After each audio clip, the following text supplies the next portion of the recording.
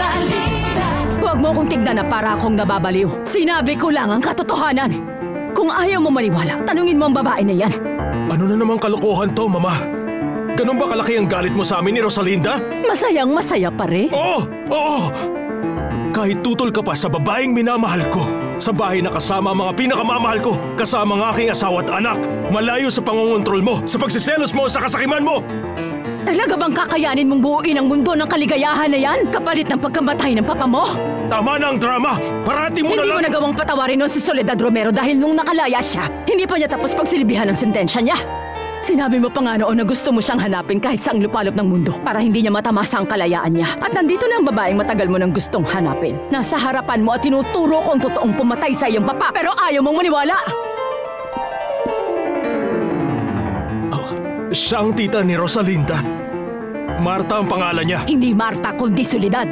At hindi naman siya ang tita ni Rosalinda. Siya ang kanyang ina! Pedra, may ilang bagay na sinabi sa akin si Soledad. At gusto kong sa lahat ng mga gagawin mo ngayon, mag-iingat ka. Mag-ingat sa ano? Sa lahat ng bagay, anak. Tinatawag mo pa rin akong anak? Itigil mo nang pagtawag niyan sa akin. Naapektuhan ka pa rin naman kapag sinasabi kong mahal kita bilang anak. Wala na yung kwenta sa akin dahil alam ko na kung sino ang totoo kong ama. Mas gugustuhin mo pa siyang maging ama kaysa sa akin?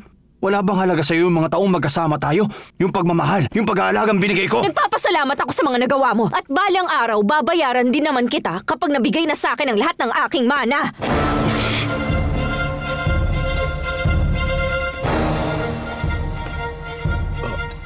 Pero galing siyang abroad. Galing siyang kulungan! Hindi ka ba nagtataka?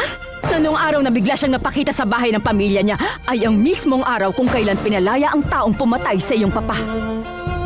Hindi ka man lang ba napaisip na ang gitnang apelyido ng iyong asawa ay isang Romero? Tulad ng sa kriminal na yan.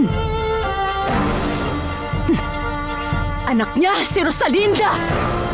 At ang taong nasa harapan mo ay ang babaeng mismong pumatay sa iyong papa. Imposible.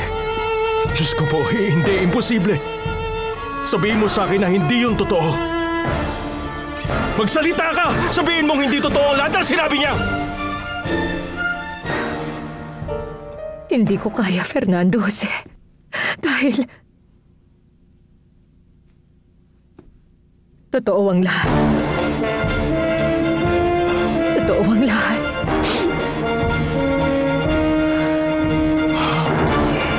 Mag-iingat ka dahil hindi mo na ako pwedeng saktan. Hindi ko na yun palalampasin. Aalis na ako sa bahay na to ngayon din. Meron na akong pupuntahan ngayon. Isang taong kaya akong protektahan. Talagang mayabang ka na ngayon, ha? Siguradong sigurado ka na sa sarili mo. Oo, mayabang na kung mayabang. Dahil meron akong ipagmamalaki. Meron na akong tatay ngayon na ubod ng yaman. Iaahon niya ako sa hirap at kaya niyang ibigay sa akin ang lahat. Isang aral ang matututunan mo, Fedra. Kasing tintin ng kayabangan mo ang iyong kaparusahan. Sige, lumayas ka na. Ngayon din! Oo, ngayon din. Huwag kang mag-alala dahil lalayasan ko ang mansyon na ito. Sa wakas, makakapagsuot ako ng maganda. Mga alahas, biyahe, lahat ng gusto ko, mga bagay na matagal kong pinangarap sa buhay. At oo nga pala, no? Meron akong isang magandang plano. Papalitan ko na ang apelyido ko. Ang kailangan lang ay legal akong kilalanin ng ama ko bilang nag-iisa niyang anak at tagapagmana. At isa pa, mas bagay yung Fedra del Castillo kesa sa Fedra Perez.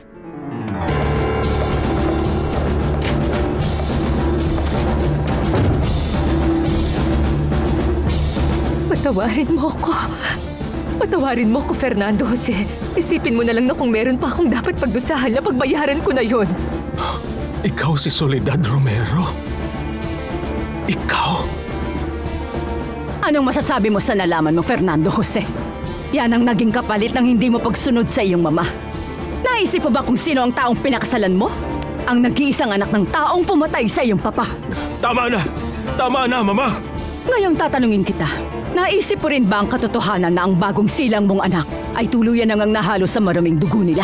Ng isang taong pareho nating kinamumuhian? Pero hindi lang yan, anak. Gusto mo bang malaman kung sino ang ama ni Rosalinda?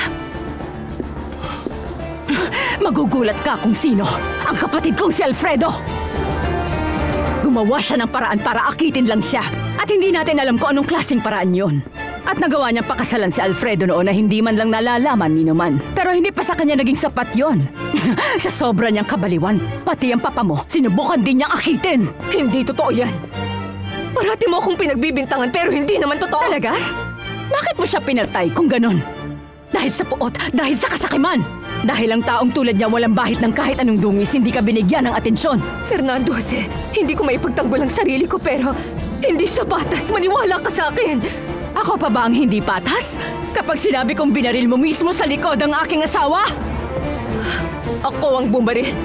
Pero nahusgahan na ako at nasintensyahan. Hindi yun magiging sapat. Fernando Jose, itigil na natin ang galit na to. Marami ng taon ng lungkot, ng galit, ng sakripisyo. Pakiusap, kalimutan mo na yun. Hindi niya kayang kalimutan ang nangyari na yon. Para na rin niyang kinalimutan ang ama niya. Isipin mo na lang kung gaano kakasaya kay Rosalinda. Kasama ang anak niyong dalawa. Sinumpa ang pag-ibig nila. Dapat lang siya makaramdam ng pagkasuklam dahil minahal niya ang anak ni Soledad Romero. Fernando Jose, huwag mo hayaang sirain ito ang lahat ng magagandang nangyari sa inyo ng babaeng pinakamamahal mo. Sa akin ka magalit. Sa akin mo ibigay ang lahat ng galit. Huwag mo sisisihin si Rosalinda sa kasalanang ako ang may kagagawan. Pareho lang kayong dalawa. Hinayaan niya magpaggamit sa lahat ng mga panlilinlang at kasinungalingang binuo mo sa harap ng lahat. Fernando Jose, Huwag pakiusap! mo akong hawakan! Pinapangako ko Huwag sa'yo! ka nang magsalita! Bakit ako makikinig? Matagal mo na pala akong niloloko at nagkukunwari araw-araw! Nakikiusap ako! Alam mo kung gaano kita kinamumuhian, ha? Pinapasok kita sa pamamahay ko. Hinayaan mo akong yakapin ka na puno ng pagmamahal sa puso ko. Nanditiri ako. Kinasusuklaman ko ngayon ang aking sarili. At si Rosalinda, sinuportahan niya ang lahat ng mga panloloko mo sa akin. Kayong dalawa magkakampi. Hindi! Wala siyang alam! Wala siyang kinalaman sa lahat! Huwag kang makikinig! Magkasabot sila sa lahat ng ito! Fernando Jose, pakiusap, makinig ka sa akin! Imposible! Paano magagawang itago ang ganyang klaseng bagay? Niloko mo ko! Niloko mo ko! Pareho niyo ako niloko.